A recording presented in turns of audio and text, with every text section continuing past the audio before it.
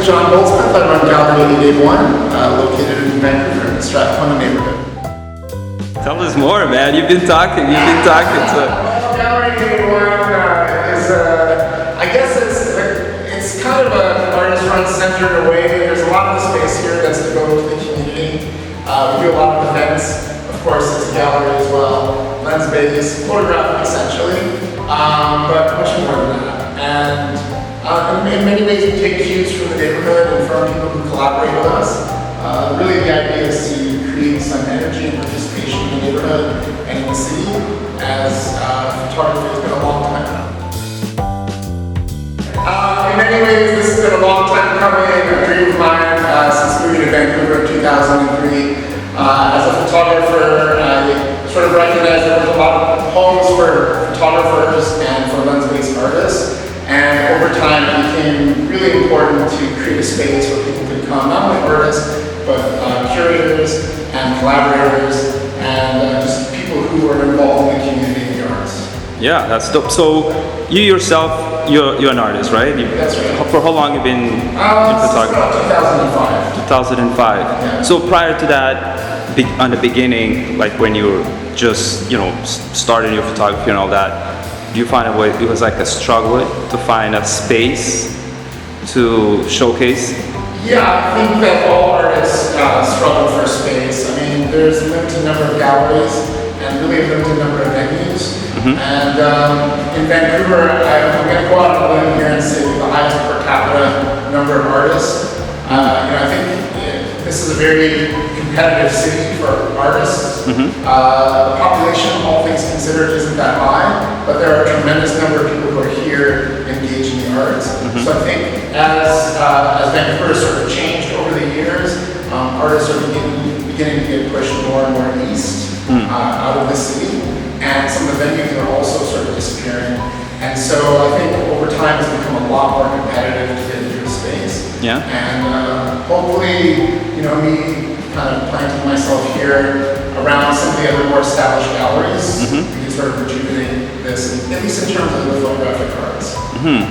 Yeah, so this is I walked the neighborhood like from, back to back, all Hastings, but this is the first one, actually the only one that showcased photography or lens, right? Yeah, I mean, there are a tremendous number of galleries in the neighborhood that do amazing work. Monterey's, Catriona, Will, and many others. But Fazakis down the street as well. But this is the only one that's focused on lens-based art.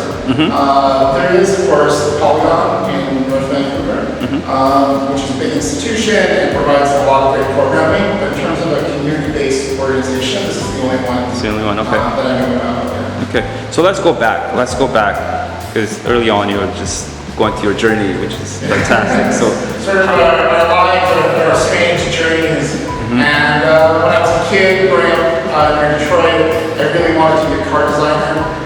This was my vision. I would always sketch things out. And then when I went to university and had the opportunity to visit a factory where cars are made, I realized that my environmental side was sort of clashing with what I was seeing in the manufacturing world, and the factory looked more like a Mordor or like fire pits and so forth, and that's not something where I really wanted to invest myself in. So when I went back to the university, I changed my major to chemistry, and as I went down this road, I was studying light.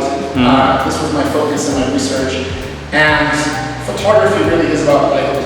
So after I got my degree, I started taking darkroom classes, so of course that's chemistry, and mixing that with light, which is photography. I really started to find my way back to the arts, and it wasn't until I moved to Vancouver from Chicago when I realized that it was difficult to get a job here in chemistry, and so doing the arts seemed to make the most sense. So that's when I started going down this road as a photographer, as an artist, and eventually this dream of mine to have a gallery in Vancouver. Yeah, you were saying like this is like 15 years old dream that came through now, right? Yeah. So you've been working on having a space to showcase. Yeah, I mean, in some way or another, like I said, I was an artist and started getting some, good shows, and then around 20, I'll go back a little bit. In around 2005, 2006, I started organizing photographers to do street walks and do meet for like coffee roundtables over photos. And that just kept evolving. But this dream comes from that sense of community, connectedness, doing photography and art together. So it wasn't until about 2014 when I saw how competitive photography was getting, and I thought maybe I'll try printing. And I got into doing fine art printing, and then eventually got to a stage where the gallery became a reality. And so I opened up another gallery called 560 Gallery, and I'm no longer associated with that one, but that allowed me to go into this space with my full vision for myself, and just kind of open that back up to the community, just making those connections with other photographers and so on. Okay, so you have some background on running galleries. Yeah, a little bit. Okay. I mean, I've been running galleries for a long time as an artist and participating as an artist. Yeah. But my only direct connection with running them has been over the last couple of years. This is the first time doing it on my own. But I think I have all of the pieces connected now. I have the space, I have some visions, I have a lot of people who believe in what I'm doing, and I have a lot of strangers really coming off the streets, seeing the space, participating in our programming, and sort of getting a feel for what I have in mind. And so over the last almost 6 months, when I put this in March, that idea has sort of been growing, and people are starting to now understand what the vision is, and getting a lot of submissions to artwork, people offering to help, people donating their resources, financial as well, to participate in this dream, essentially. Yeah. So let's dive a little bit deeper on the dream. So you said, what is the main reason? So the reason you were talking earlier, you said you have this space, you created this space. Blank. I'll let you fill it. Essentially, why did I create this space? Yeah. It really, at the heart of everything, I mean, of course it's lens-based, of course it's photography, but the heart of everything is community. Right. And if you look up at the top of this building, there's some graffiti on the outside, and it says together. And it really, that was there before I moved into this location, but that really encapsulates what this is. So it's togetherness, it's community, it's collaboration, it's partnership, and of course it's lens-based. Okay, so let's say an artist show up here, I believe like early on, somebody showed up here, and so how this process work? Like somebody wants to showcase here, somebody that been where you have been, like struggling and needed the space. Sure. Yeah, I mean there are lots of ways to participate. As an artist, obviously artists want to show their work, and that's an important part of being an artist is putting yourself out there and allowing the public to sort of see your work and digest it and have their say about what it means. But how do you get directly involved in it? In Gallery 881, the way we do that is we have a continuous open call. So if you go to the website, you can read through what we sort of expect in a submission package. The other way is to do one of our open calls that we have with, say, Broad Magazine. We recently had an open call with a very high quality publication. We had 110 people submit artwork. Wow. Every one of those people, I believe, is in the magazine, and there's a subsection that we're inviting to the gallery itself to be in a group show. There will be many more opportunities. One of the other opportunities was the Flat File project. So the Flat File project was a creation of mine. I invited a curator named Kate Henderson, and Kate and I identified some artists together who would participate in the show. Welcome.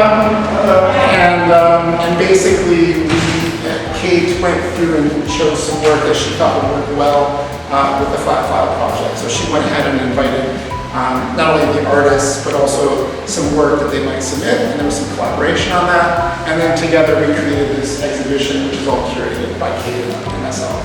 Okay, so the artists that we showcased today. Yeah, so you have how many? Yeah, so in this project there are 5 artists. There's, you start on that end, that's Michelle Sound, and then Jerry York, Karen Zalman, Chad Long, and then over in that corner is Roman Lado. And they're all local artists, and each of these prints is for sale. The first 2 purchases were actually from Montreal and Toronto. which I'm not surprised about. Vancouver is a tough place to be an artist, as I mentioned earlier. The competitiveness, the number of artists, the number of works that are being created here. So it really does challenge the artists to sort of, find their own path. The space is free. We don't charge for the space. We do take a commission if we do sell artwork. But essentially, the space is curated by myself, and I have a new director of development. So between the two of us, we're deciding on